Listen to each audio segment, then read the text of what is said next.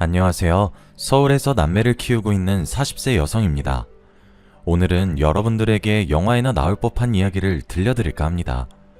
제가 직접 겪은 일이지만 5년이 지난 지금도 믿어지지 않을 지경이니까요. 여러분들이 들어도 영화 같은 이야기일 겁니다. 저는 누군가에게 속아서 인생을 망칠 뻔한 위기를 겨우 넘겼습니다. 아무리 악질적인 사기꾼이라고 해도 최소한 인간이 지켜야 할 도리는 가지고 있는 법인데 제 인생을 파탄으로 몰고 간 장본인은 인간도 아닌 거겠죠.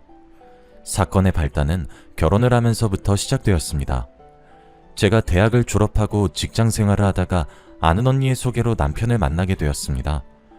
근사한 레스토랑에서 만나긴 했지만 드라마처럼 첫눈에 반해서 불꽃 같은 연애를 시작한 것도 아니었습니다.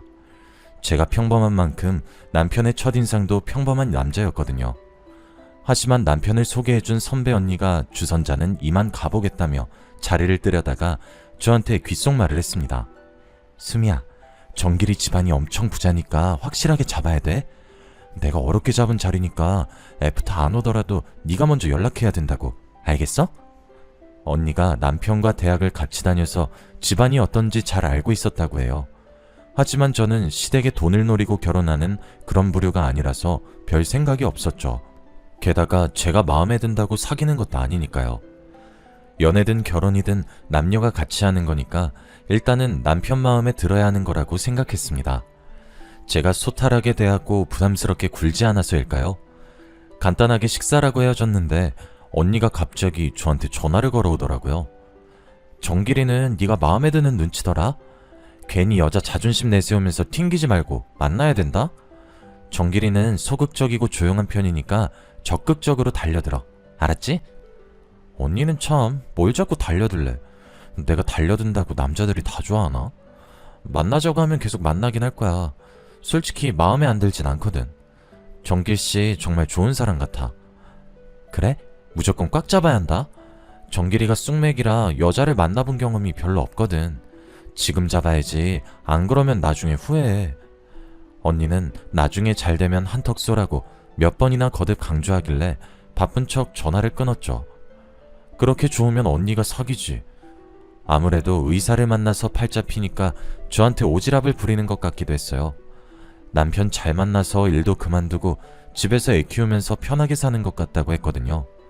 그런 언니를 부러워하니 얼떨결에 소개받은 건데 진짜로 언니 말대로 남편에게 전화가 오긴 했어요.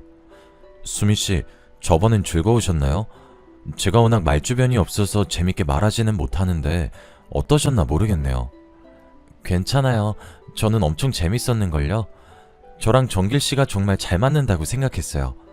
저는 정길씨 또 만나고 싶은데 정길씨 생각은 어떠세요? 언니 말대로 적극적으로 만나자고 했더니 남편이 만나자고 하더군요. 그 뒤로 몇 번 만나다 보니 남편이 참 모난 데 없는 게 눈에 보였습니다. 역시 좋은 집안에서 자라서 그런지 무던하고 온화한 성격을 가진 것 같더군요. 그렇게 6개월 정도 데이트를 하다 보니 서로에 대해 알게 되었고 애정도 생기게 되었습니다. 그리고 이 남자라면 같이 살아도 괜찮겠다는 생각도 들었죠. 남편도 그렇게 생각했는지 사귄 지 1년 반쯤 되었을 때 정식으로 프로포즈도 했습니다. 저는 그의 청혼을 받아들였고 시부모님께 첫인사를 드리러 가게 되었습니다. 연애를 하는 동안 남편에게서 시댁에 대해 들은 말이 없어서 어떤 집안인지 모르고 간 거였거든요. 남편은 주로 회사에서 일을 하면서 생겼던 일이나 친구들에 대한 이야기를 꺼내곤 하였습니다.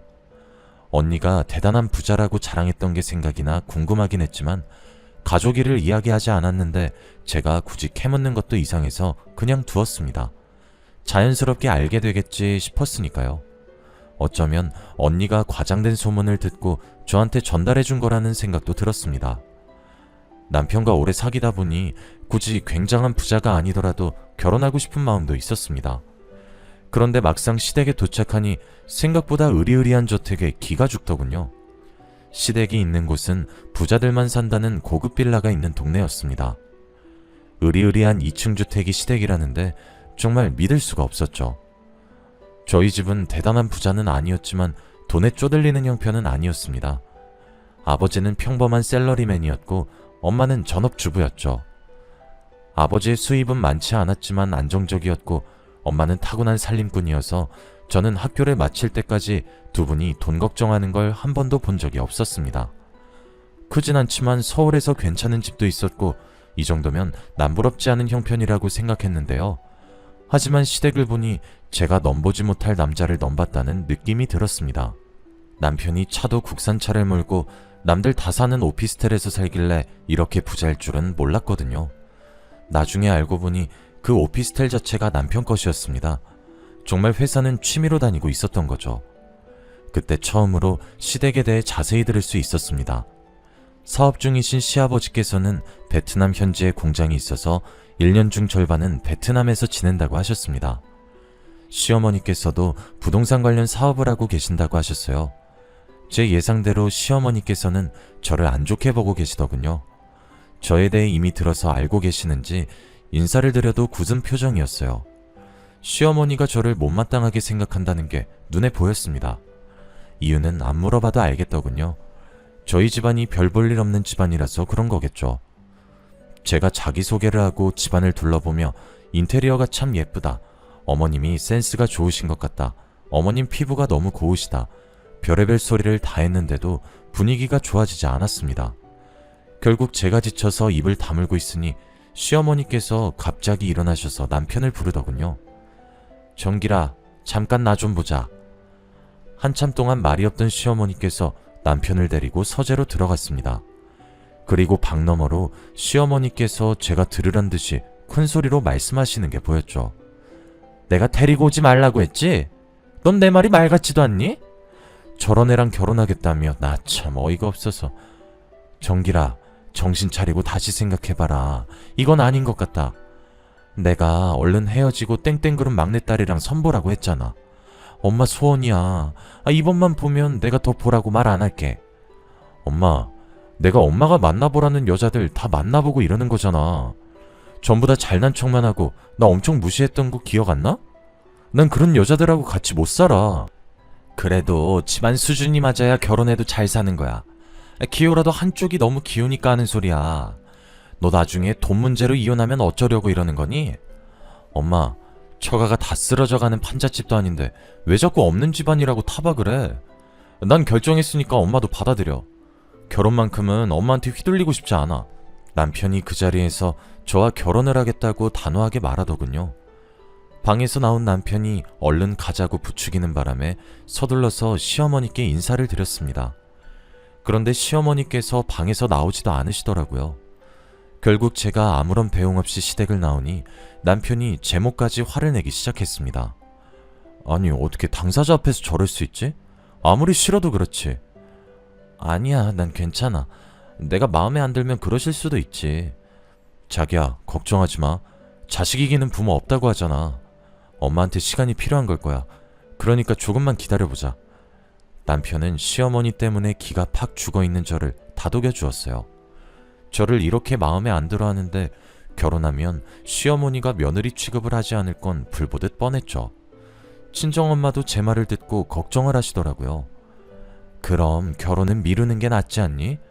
시댁이 워낙 잘 나가는 집안이라서 결혼하면 엄마에 좋지만 부잣집 사모님으로 살아온 안사돈이 너를 얼마나 하찮게 여길지 걱정이다. 에이, 아니야. 속상하셔서 그러겠지. 일단 설득되실 때까지 찾아뵙고 인사해보려고. 제 말을 듣고 친정 엄마께서 결혼은 당사자의 결합이 아니라 집안 간의 결합이라고 하시더라고요. 시댁이나 처가에 문제가 생기면 결국 이혼하게 된다는 말에 조금 흔들리긴 했어요. 며칠 동안 결혼을 무르자고 해야 하나 고민을 했죠. 그런데 도저히 포기가 되지 않았습니다. 남편이 계속 자기만 믿으라고 저를 안심시켰거든요. 처음에는 시어머니가 저를 구박하겠지만 분가해서 따로 살고 애가 생기면 차츰 저를 며느리로 인정할 수밖에 없을 거라고 했습니다. 남편도 끝까지 고집을 피우지 저도 매일 시어머니를 뵈러 인사드리러 가지. 베트남에서 돌아온 시아버지도 남편의 뜻대로 결혼을 하라고 하시니까 시어머니도 저를 며느리로 인정하게 되었어요. 그런데 시어머니께서 결혼하고 분가해서 따로 살고 있는 저를 자꾸만 시댁으로 불러서 문제였습니다. 청소해주고 밥해주는 아주머니가 있는데도 불구하고 굳이 저에게 집안일을 시키면서 꼽을 주셨죠. 그날도 집에 있는 저를 부르더니 손가락질을 하면서 지시를 내리기 시작했습니다. 여기랑 여기 좀 청소해라. 내일은 내 사업 도와주시는 분들이랑 홈파티 하기로 했으니까 준비 좀 하고. 시어머니는 사업을 하시는 분이라 발이 넓었습니다. 여러 가지 모임이 많았어요. 사업적인 모임 외에도 개인적인 모임까지. 어머님 정도라면 업체를 불러도 될 텐데 저를 부려먹을 생각뿐이었습니다. 그래서 일주일에 2-3번은 파티 준비를 해야만 했죠. 시어머니의 친구분들은 부지런하고 말 잘 듣는 며느리를 뒀다고 말했지만 시어머니는 여전히 저를 며느리라고 부르지 않았습니다. 며느리는 무슨, 그냥 돈 안 드는 가정부 하나 뒀다고 생각하고 있어. 뭐 가정부? 얘 당사자 앞에서 말이 심하다. 맞아, 며느리가 너무 속상해하겠네. 알게 뭐야, 지가 이 말 듣고 열받아서 이혼하잔 말밖에 더 하겠어? 아무래도 시어머니께서는 제가 이혼하길 바라는 것 같았습니다. 자존심이 상해서 정말로 이혼해버릴까 싶었지만 그 사이에 아들이 생겨버려서 어쩔 수 없었습니다. 시어머니께서는 아들이 생겨도 저를 인정해주지 않아서 시어머니 구박을 덜 받으려면 몸으로 때울 수밖에 없었는데요. 그러다 참을 수 없는 순간이 찾아오고 말았죠. 도련님이 결혼을 하게 되었을 때였어요. 도련님과 남편은 7살 차이였는데요. 대학을 졸업하고 모 대기업에서 일을 하다가 시아버지께서 일을 물려주겠다고 해서 사직서를 낸 상태였습니다. 결혼식에서 그 이야기를 하시길래 저는 잠자코 듣고만 있었죠. 정수야, 정길이는 내 사업을 물려받을 생각이 없으니까 이제부터 내 밑에서 일 배워야 하는 거 알고 있지? 너라도 사업 물려받아야 우리 집안이 먹고 살 수 있다. 네, 알겠어요. 걱정하지 마세요. 도련님이 고개를 끄덕이고 있으니까 옆에서 듣고 있던 다른 사람들이 왜 장남에게 물려주지 않냐고 묻더군요. 시아버지께서는 그냥 사정이 있다고 말하고 입을 다무셨어요. 사실 남편은 성격 자체가 소심하고 대범하지 못해서 남들을 관리하는 사업가 체질이 아니었거든요. 남편도 도련님이 아버지의 사업을 물려받아서 이어가기를 원하고 있었어요. 제가 사업에 욕심나지 않냐고 물어보니까 속에 있던 말을 솔직하게 이야기해 줬습니다. 정수는 나하고 달라서 사업을 하면 크게 성공할 거야. 괜히 장남이랍시고 내가 나섰다가 회사 말아먹으면 안 되잖아. 나는 남 밑에서 월급 받으면서 사는 게 맞는 것 같기도 하고. 저로서는 아쉬웠지만 시댁에서 이미 결정한 일이라 받아들이려고 했죠. 그 뒤로 시아버지 밑에서 경영 수업을 받던 도련님은 전문 중매쟁이를 통해서 괜찮은 여성을 소개받는 것 같았습니다. 어느 날 최 여사로 알려진 전문 중매쟁이가 시댁에 오는 걸 보았거든요. 이번 며느리감은 미국에서 대학원까지 마치고 귀국해서 펀드 매니저로 일하는 아주 똑똑한 여성이에요. 여기 집안은 제철 사업을 하고 있다고 했지? 네, 그래서 사모님하고 사돈 맺으면 서로 이득을 볼 거예요. 최 여사가 시어머니께 그 여성의 사진을 보여주는 것 같았습니다. 제가 집안일을 하면서 그 모습을 지켜보다가 시어머니와 눈이 마주쳤죠. 최 여사는 집에 누가 있든 말든 신이 나서는 목소리를 높이고 있었습니다. 어때요? 인문말 따지면 아주 미스 코리아감이에요. 예쁘고 머리 좋고 대한민국에 이런 며느리감 없다니까. 최 여사가 호들갑 떠는 걸 듣고만 있었는데 시어머니께서 저를 부르더니 사진을 보여주었습니다. 네 동서 될 사람이야. 어때? 엄청 예쁘시네요. 여자인 제가 봐도 반할 정도예요. 그래, 집안을 보나 악벌을 보나 너보다는 100배 낫지. 아휴, 내가 최 여사를 진작에 알았으면 큰 며느리도 집안 좋은 애로 들였을 텐데.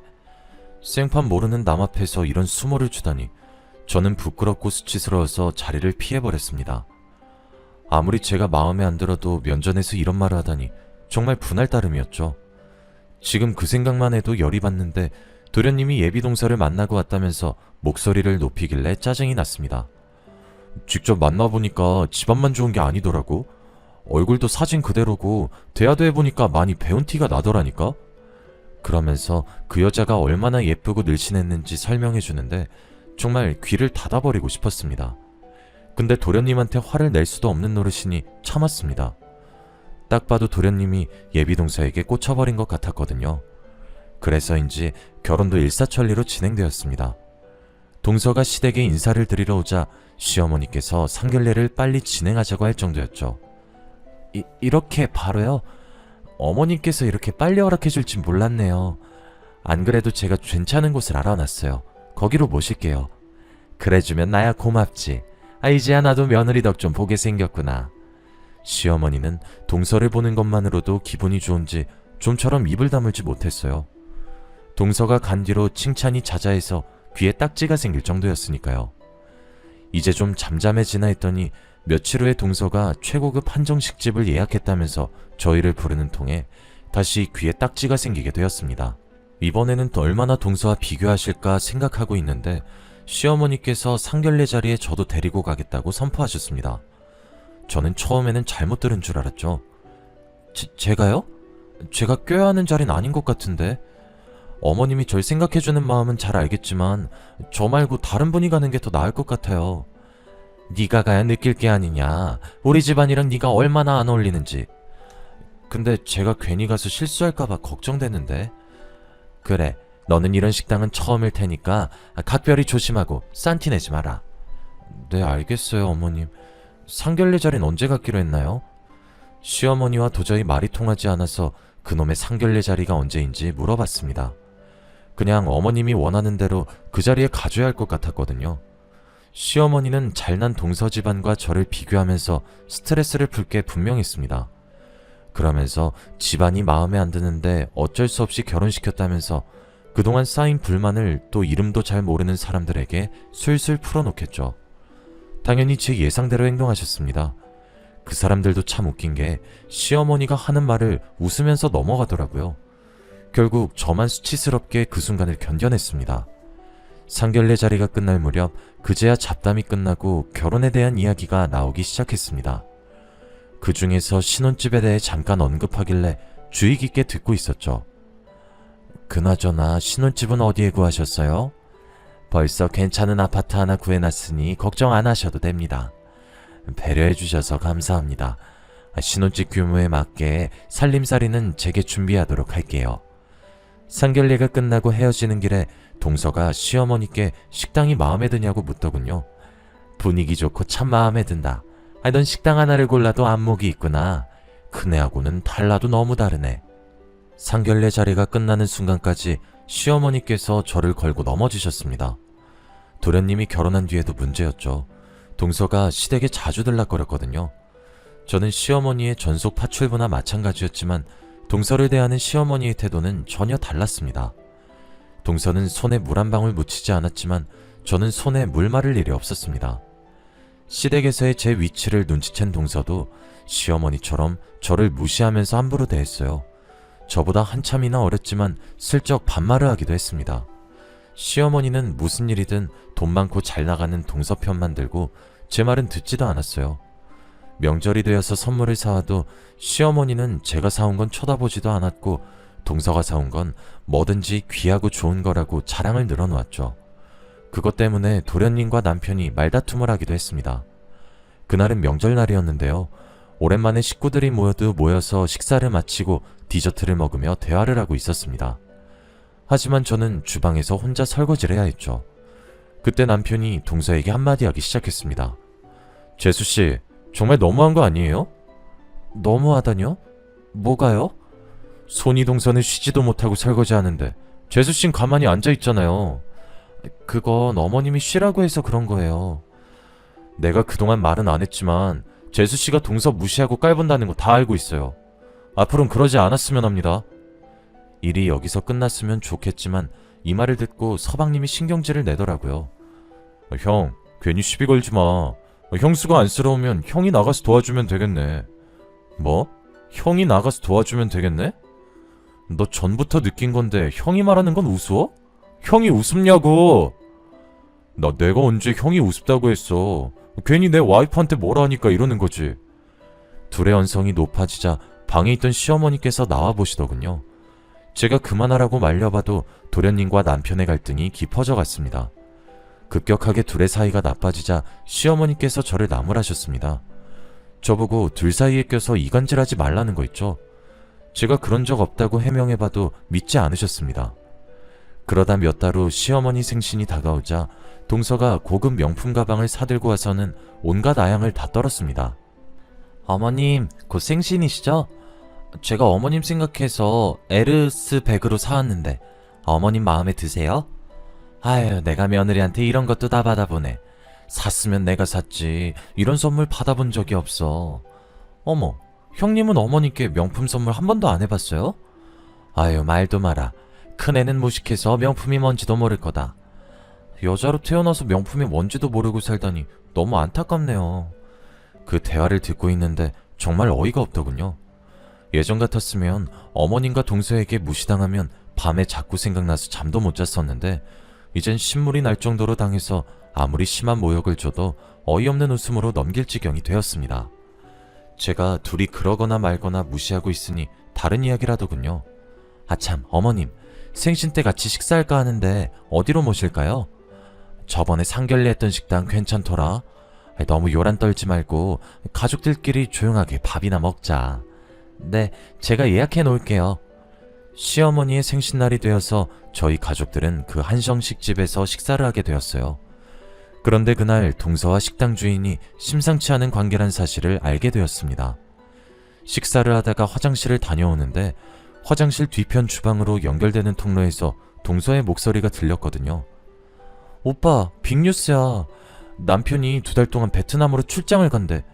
그때 우리 좋은 데로 놀러 갈까? 나야 좋지. 식당은 지배인한테 맡기면 되니까. 근데 시댁엔 뭐라고 둘러댈 거야? 내가 보니까 시어머니란 여자 한 성깔 하는 것 같던데. 그런 건 나한테 맡겨. 그 할망구 나한테 푹 빠져서 무슨 말해도 믿는다고. 근데 주연이 너도 정말 대단하다. 어떻게 내 연남이 운영하는 식당에 시댁 식구를 데리고 올 생각을 하냐? 요즘 장사 안 된다며 자기 매출 좀 올려주려고 그러는 거지. 게다가 그만큼 내가 자기를 보고 싶어 하잖아. 동서가 애교를 부리면서 식당 주인에게 안기는데 등골이 오싹해지면서 소름이 쫙 끼치더군요. 제 귀로 분명히 들었지만 도저히 믿을 수 없었습니다. 다리가 후들거려서 겨우 자리로 돌아왔는데 동서는 아주 태연한 표정으로 돌아와 시어머니와 대화를 했죠. 저는 그때부터 동서가 사람으로 보이지 않았습니다. 전부터 사람으로 보이진 않았지만 그 모습을 목격한 후로 꼬리가 10개는 달린 불려우로 보였거든요. 하지만 얼핏 들은 말만 가지고 동서를 불륜녀로 몰아세울 순 없었습니다. 게다가 동서와 식당 주인이 한 말을 녹음해둔 것도 아니었으니까요. 앞으로 어떻게 해야 할까 고민하다가 그냥 모른 척 지나가기로 결심했습니다. 안 그래도 눈칫밥 먹으면서 살고 있는데 제가 폭로해서 도련님을 이혼시키면 또 어떤 취급을 받게 될까 걱정이 됐습니다.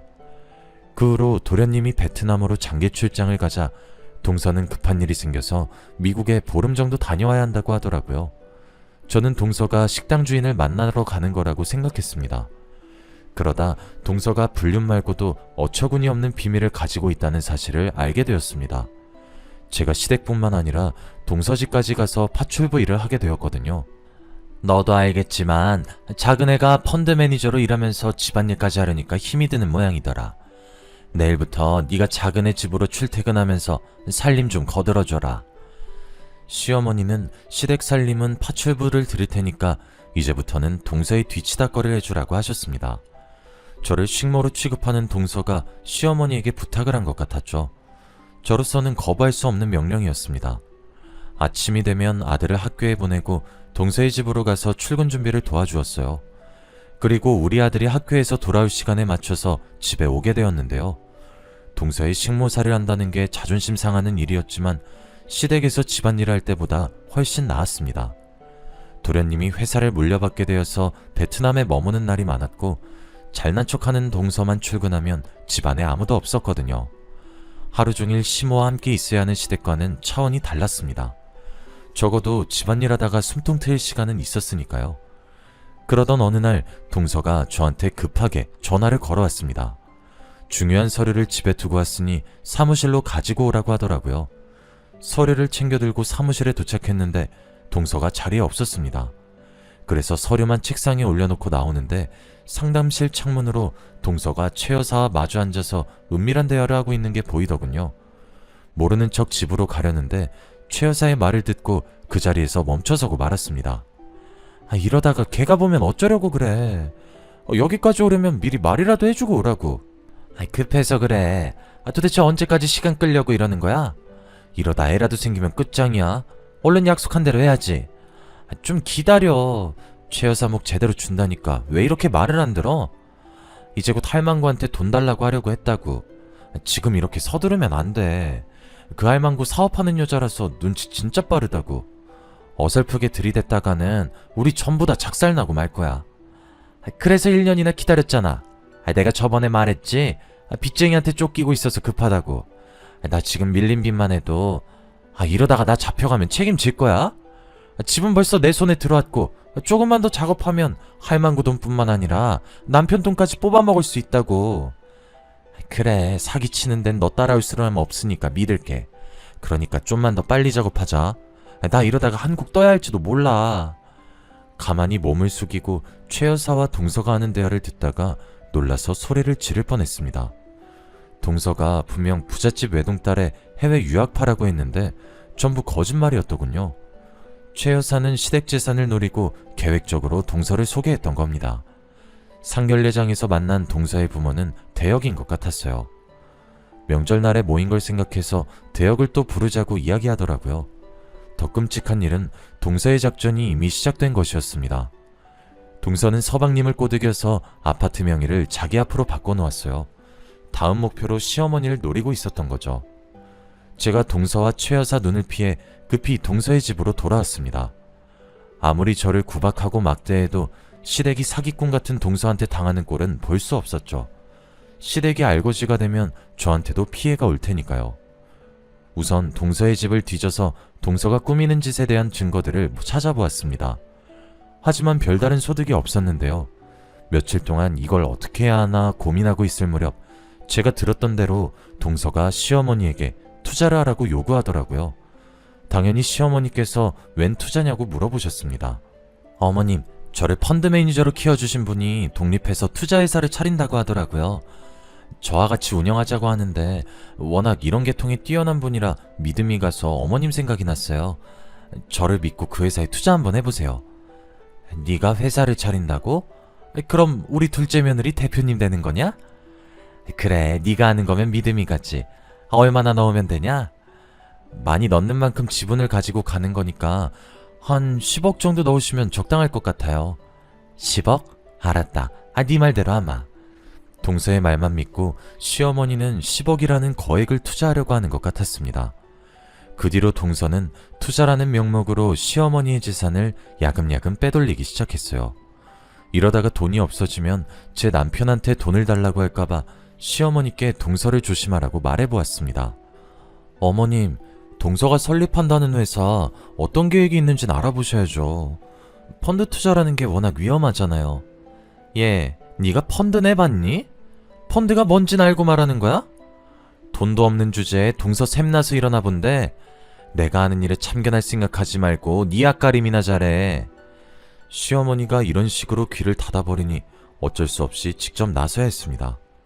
사기꾼 동서에게 계속 속고 있다가는 집안이 거덜날 것 같았으니까요.